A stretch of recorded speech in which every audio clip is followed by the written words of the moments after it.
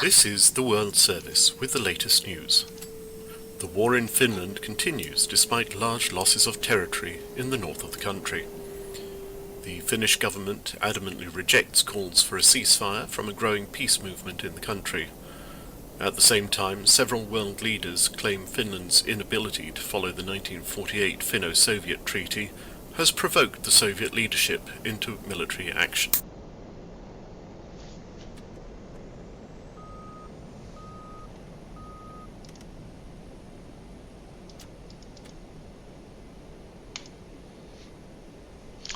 Welcome to the Norrland War Campaign, and yeah, I am well aware that you haven't really had that many updates in this. Fully 1-0, tower, request takeoff clearance.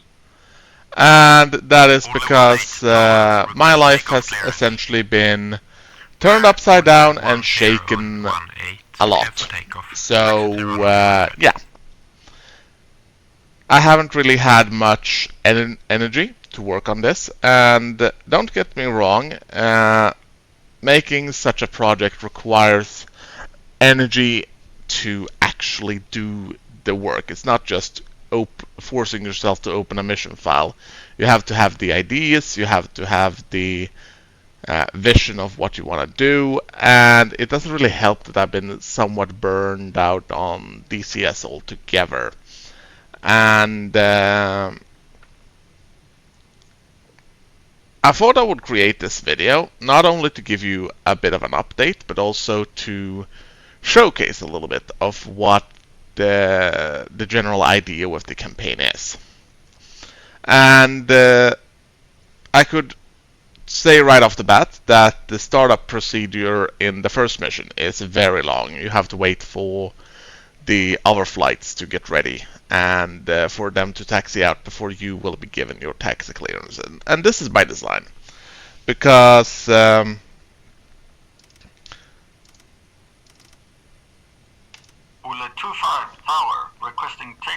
I will assume that on the first mission people will be a little bit rusty with the campaign. They might be rusty with the aircraft. I want to give them enough time to run their startups, to make sure that they have everything they need to actually do everything, and that there won't be a problem. But for this reason, I have also added stuff like in the briefing that, and now I'm actually reading my own briefing in that regard.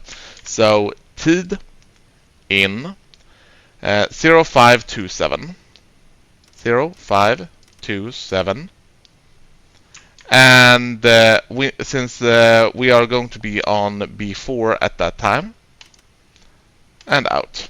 And now we have a countdown here.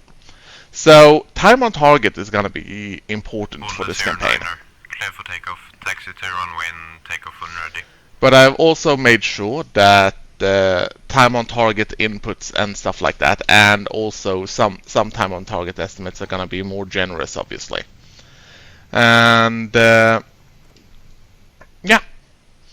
so the briefings are going to be PDF documents. There's basically, I expect the briefings in game to only hold the essentials, but if you want the story contents, you're gonna have to open a PDF. And the reason for this is that the PDF can convey so much more of the feeling I want to evoke with this 1980s style campaign, because this is going to be set in the late 1980s and not really with an AJS. If my idea is that the Vigans are actually AJ-37s, but since we can't really adequately simulate an AJ-37, it's mostly going to be a restriction of weapons and sometimes hard points that will showcase this. So don't expect any like major problems on that.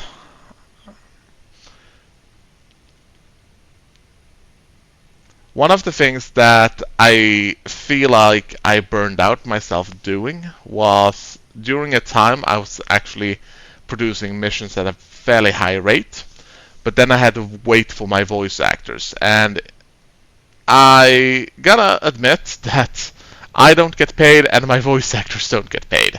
I ask my squadron mates, say, hey, do you want to do this? And I basically take what I can get, on that regard. And that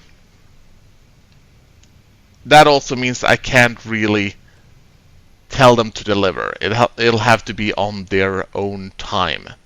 And yeah, so that was also part of a problem. And then also finding skins for the different aircraft, because I can't just grab skins from the user files. I have to track down who created the skin and ask for permission, since I want my campaigns to be like 103 tower, request takeoff clearance.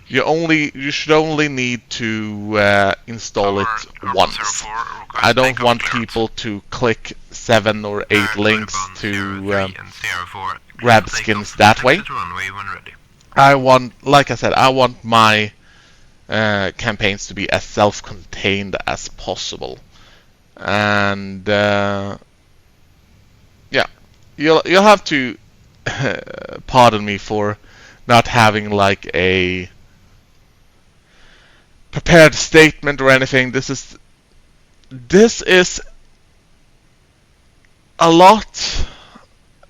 This is basically just me trying to get the feel for my work again. And one of the things I'm actually a bit miffed about in terms of Eagle Dynamics is that I reported a bug with the AI using rockets. And I did so this autumn, like 6 months ago. That bug is still present. What this bug does is that when the Vigans, or AI Vigans, or any other aircraft for that matter, fire their rockets, they can't fire all rockets in a salvo. It doesn't matter what you set it to. They simply won't fire everything in a salvo. They will fire them in salvos of 4. However, this is unrealistic. This is highly unrealistic, and it's not the way the Vegans fire the rockets. So when I designed the missions, I couldn't have the Vegans actually using their rockets. And if I'm making a 1980s style campaign, then the rockets are actually a quite big part of the weapons. It's not like it's a minor part. No, attack rockets was actually a big part of the weapon system. It works nice enough for the player, thank God. But no. Speaking of weapons, you might notice that the fighter version of the Viggen, the JA-37s, they actually have sparrows. And or rather Skyflash, the British Sparrow. But for game purposes, it is actually a Sparrow. And there was this guy called Swedish Waffle who helped me to show how I could actually have them use Sparrows without having to edit anything on my end. It can be done with a data file. So I have a data file with all the possible different variations of the JA-37, and all I need to do is save that loadout, and it'll apparently work, which is a nice little way to get past normal restrictions and stuff like that, and a really neat way for me to simulate having the fighter version of the Vegan. The only thing that it doesn't really work with is that I use a fluid script called Fox Monitor. And Fox Monitor essentially works like it will say the different units will call out when they're using their weapons. And the reason it's called Fox Monitor is obviously because of Fox 1, Fox 2, stuff like that. The only problem is it doesn't really work all that well with the sparrows, because I want it to reset after they fired a missile, so it will trigger again. So it basically firing one missile will be Fox 1, Fox 2, you know. But that doesn't really work. So they'll just call out one of their missile launches. But that is a very small price to pay to be able to have the fighter version of the Viggen. That said, it's obviously not a true fighter version, but it's close enough. And above all else, it's so close that it's not really gonna matter unless you look closely, and I don't expect people to watch closely. I expect people to have a little bit of suspension of disbelief in that regard. It should also be mentioned that flying times to targets are, I would say, medium length. They're not really... it's not the longest flight you'll have, but it will be easily in the range of like 10 to 15 miles. And the way you are supposed to entertain yourself during this time is partially through radio callouts, but also by low flying. There isn't really a system that will encourage low flying in friendly airspace, but I do hope people will just realize that flying low is simply more fun, more immersive, and more realistic. So we are actually going to go tact and set the target there and ref Lola out. Now this mission involves us attacking an enemy convoy, and we will use motley tactics from the air. And that means our time on target is specifically designed so that the convoy will be in a specific location where it's easier to hit, and the other flights will engage the head and the tail of the convoy. And by doing so, they will cut off the escape venue from the convoy, and then we move in with our gun pods and hit the fuel trucks. The reason I picked this particular target and particular weapon is because it is a very satisfying thing to do. Just line up that gun pod, let it rip, and you'll see a lot of fuel trucks exploding.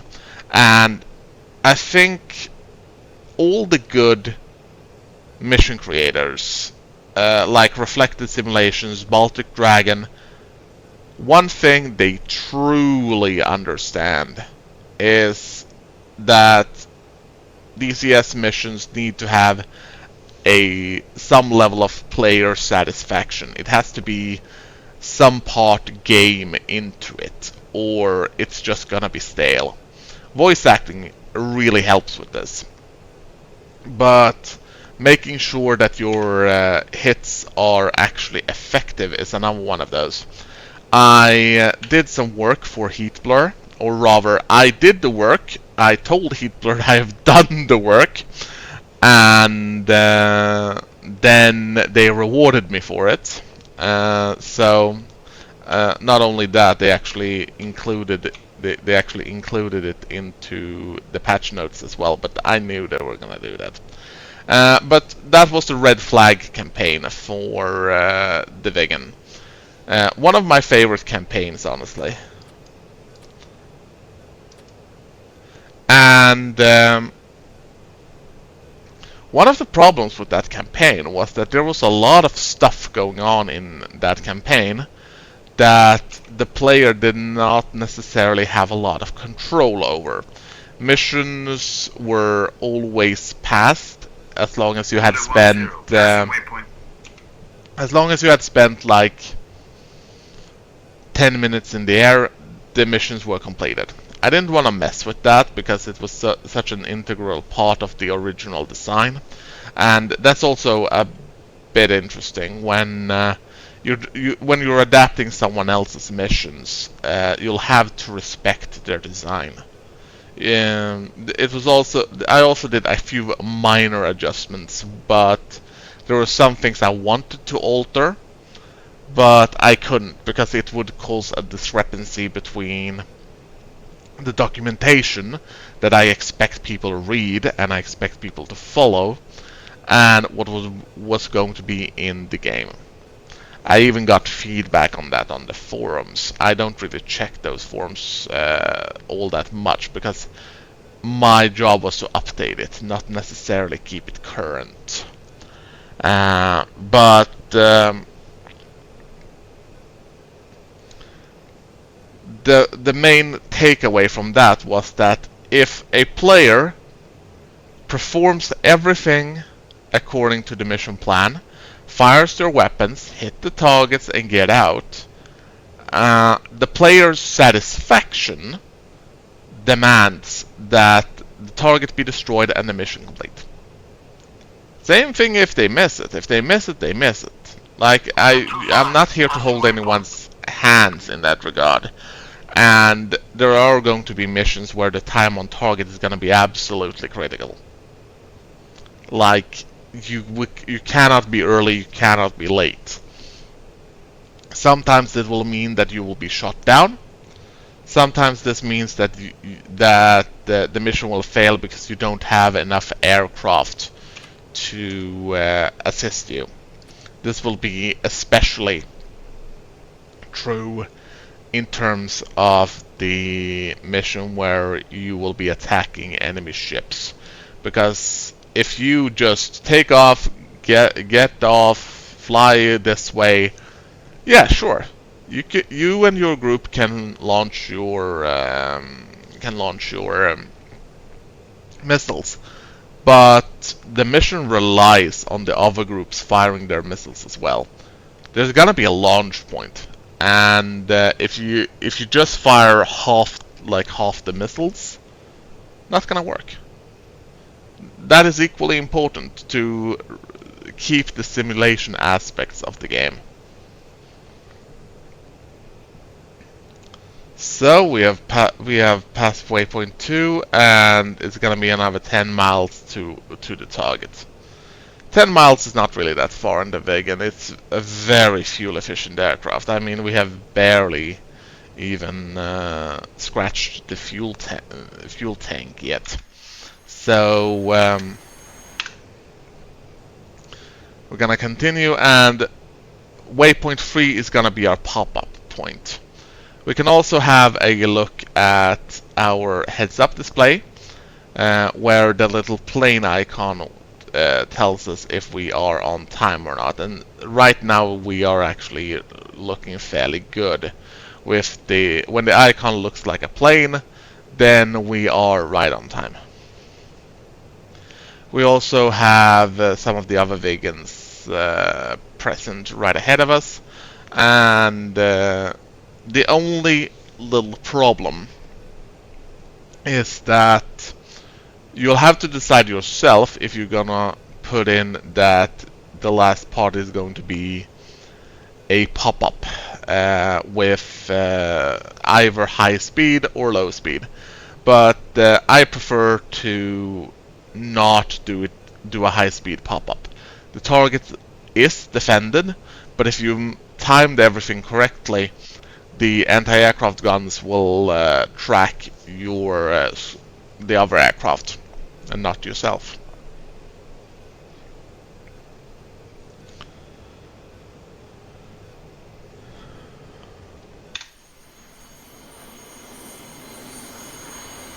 Another concern I have is the fact that it's actually very tricky to have wingmen do their thing, like trying to have your wingman break off and engage the target. It's a 50-50 proposition at the best of times. And I know what the next question is probably gonna be, not because I'm taking questions, but I made a co-op campaign once for one of my JF-17 campaigns. I did it because I felt like it wouldn't be that much work, but holy shit, it is actually far more work than you'd imagine.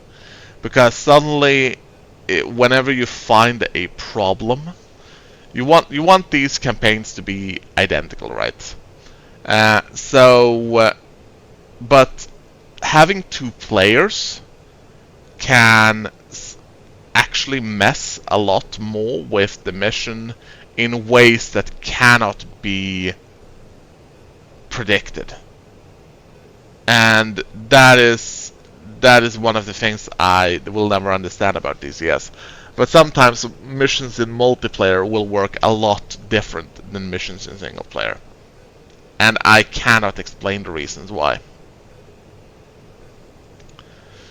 And also it means that some of the triggers will have to be different. Not really for me, because I like to try and make sure that my triggers will always be non-player based, so that many of the triggers will not actually depend on the player.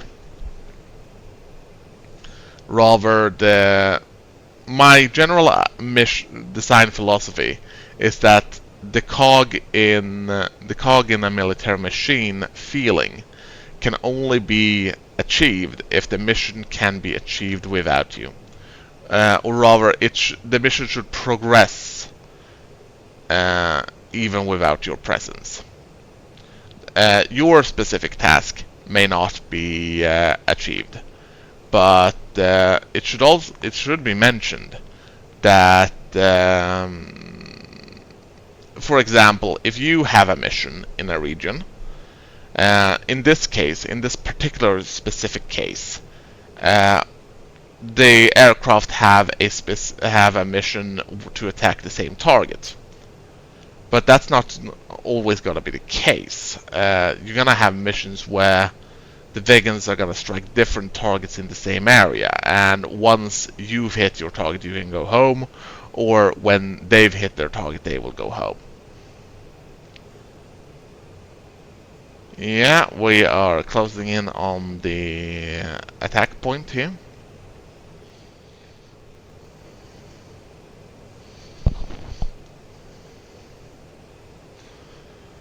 Right, so we should have the switch from mil to kilometers soon. And once we've passed B3, it's time to switch to the attack mode.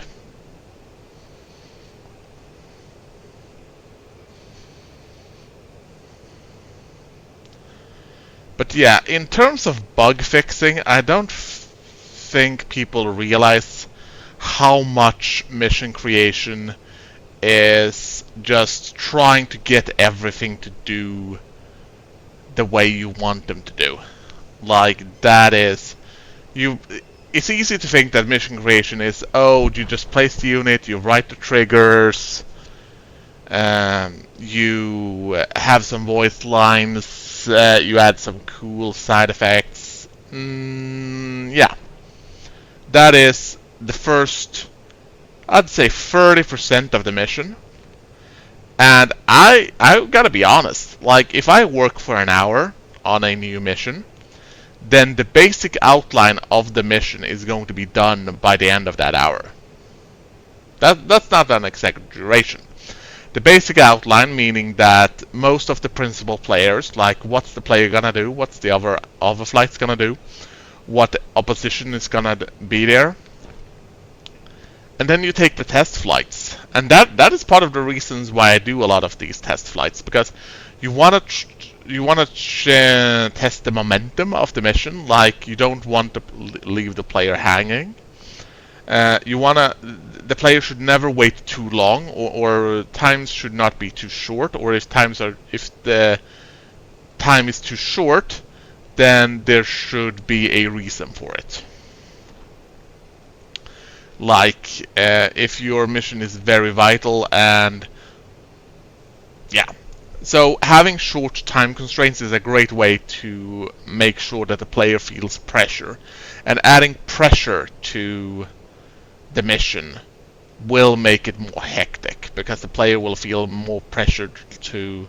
And one of the things you can do to add pressure when it's fairly calm, for example, I could add...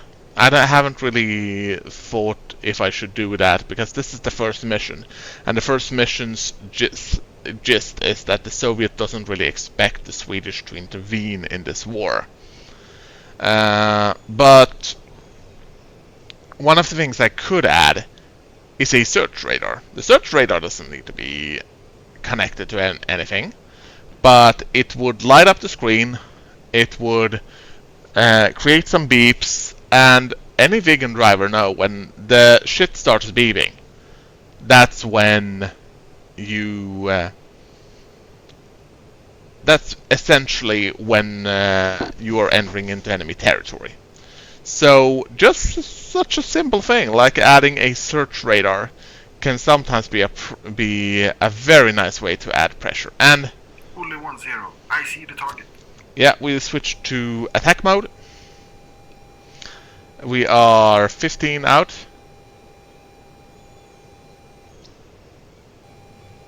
And we are gonna pop up. Another reason why it's very useful to use time on target is because in this particular situation, finding the target is going to be tricky. Like, you are looking at... Ulla 2-5. I see the target. You are looking for a road down there. And I made this mission, and I'm not sure where the hell the target is. The target should be on the road right ahead. But like I said, I made this mission. I know what to look for.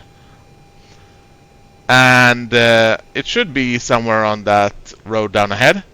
But fortunately for us, there's gonna be both defensive fire aimed at the other flights, and a bunch of bombs and explosions that will essentially say, watch between these two areas. So there you have the first bomb explosion, and there you have some of the anti-aircraft fire.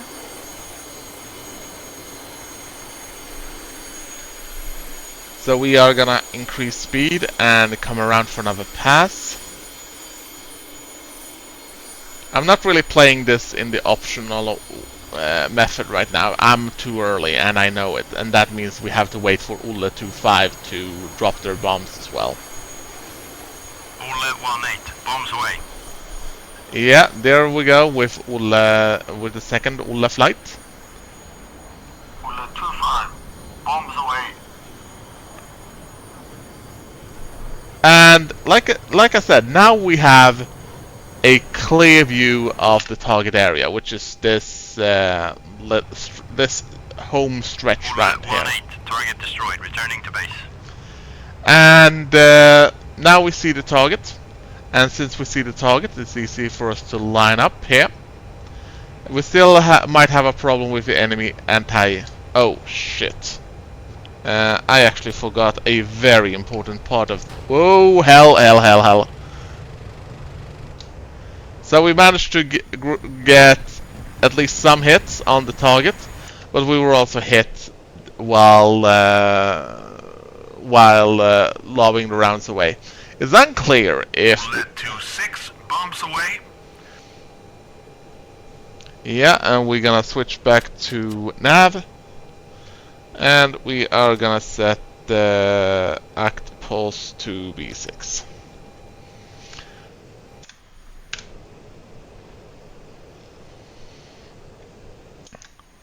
We did get a really... Ulla 2-6. Target destroyed. Returning to base. I don't know if we actually completed that mission. It's entirely possible that we failed it. We're gonna...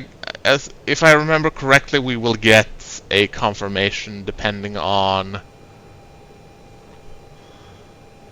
We'll probably get a confirmation once all flights are out of the area. But like I said, it's entirely possible that we didn't get it. So we need to retrim the aircraft.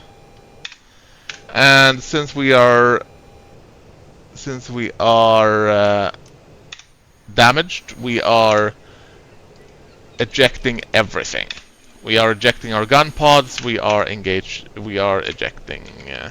So, wingman, engage, utility vehicle. Utility vehicles.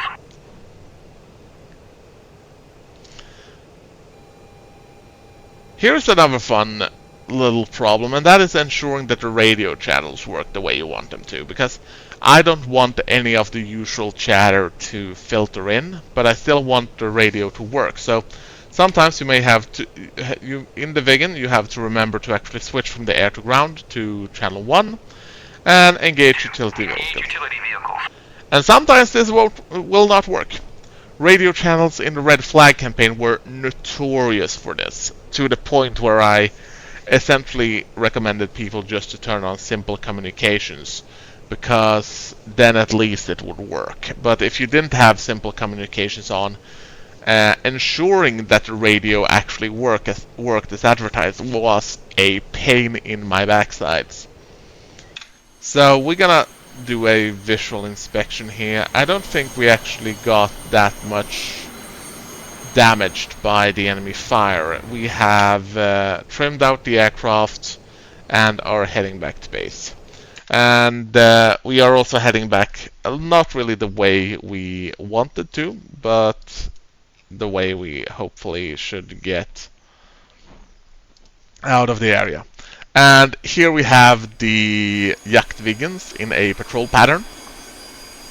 Their role obviously being to ensure that should enemy aircraft try and sneak up on us, then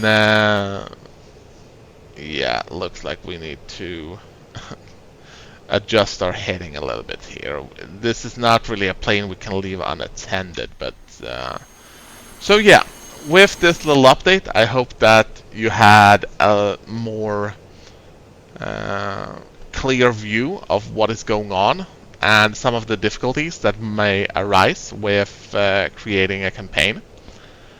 And I can only ask for your patience. No one wants this campaign released more than I, but I'm not gonna sacrifice quality to do it. I want this campaign to be good. I have a little bit of a self-image where I feel like I'm